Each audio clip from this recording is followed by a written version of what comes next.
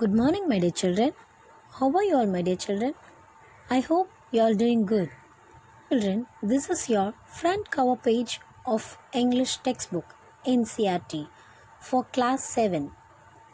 My dear children, did you all learn the poem notes? The squirrel, what we learned in the previous class? Today we are going to concentrate on prose 1. Are you ready to learn? Very good, my dear children. I would like to ask you a question. You have to find out the following kind of a sentence. What kind of a sentence it would be? Are you ready to find? Okay, let's see. What is your name? My dear children, can you find what kind of sentence is this? Yes, you are right. This is interrogative sentence. I would like you to ask some number of questions, but you have to find out how many number of questions that I am going to ask you now. You don't want to answer it, but you can answer only the number of questions, how many questions that I am going to ask you now. Are you ready? Okay. What is your hobby? Where are you coming from? Which is your favorite subject? My dear children, can you tell me how many questions I have asked you now? Yes, my dear children, correct answer. 3 questions. The name of our prose 1 is 3 questions. Let's we see about the author of this prose. The 3 questions. Leo Tolstoy. Leo Tolstoy is a Russian writer.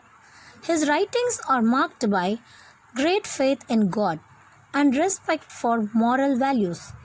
His famous works are War and Peace and Childhood, Boyhood and Youth. He used to write his experiences in Crimean War. 3 Questions is a short story which deals with the questions which a king wanted to know so that he could never fail in his life. The 3 things were: what is the right time for every action? The next one is, who are the most necessary people? The last one is, what is the most important thing to do? He announced that whoever gives the right answer will be rewarded. It's an open question to all. The reward was a huge amount. Many learned men, wise men, everyone, and they gave different answers, my dear children. But the king was not satisfied with any of these answers, and then he heard about a wise hermit who was living in a nearby wood. The hermit would only see common people, so the king put on simple dress, left his gods behind, and he went to see the hermit. When the king approached, the hermit was digging the ground in front of his hut. The king asked his questions, but the hermit went on digging. The king offered to dig for a while. After digging for some time, the king again asked his questions. Before the hermit could answer, a man emerged from the woods. He was bleeding from a terrible stomach wound. So the king and hermit washed the wound and bandaged till the bleeding stopped. The king stayed that night in the hermit's hut. Next morning, the wounded man was doing better. He confessed to the king that he knew who the king was and that the king had executed his brother and seized his property. He had come to kill the king, but the king's gods had wounded him. The king forgives him and make peace with his enemy and promised to restore the property to the wounded man. The king asked the hermit again for his answers, and the hermit responded that he had just had his questions answered. Hermit says that the king had pitied his weakness and had dug those beds for him. So the most important time was when king was attending to the wounded man, and he was the important man at that time.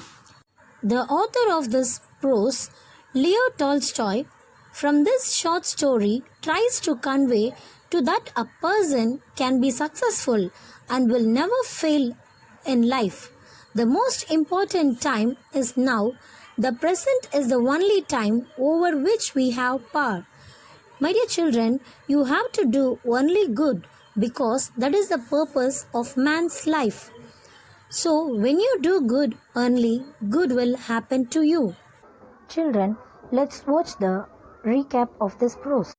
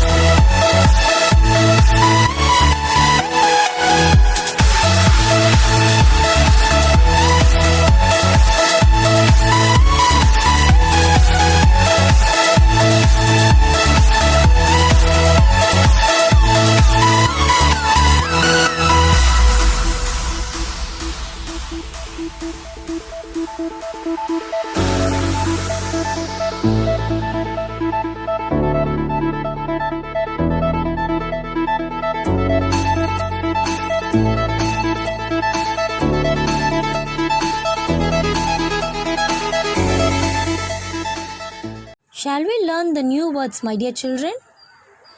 Council, which means a group of people chosen to give advice or to make rules.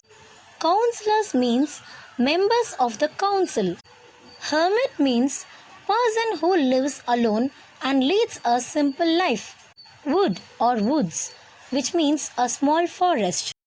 Affairs means things, matters, business. Beds means small patches of ground for plants. Then fainted means lost consciousness. Redressed means dressed again. Seized means took by force. Then faithful means loyal and true.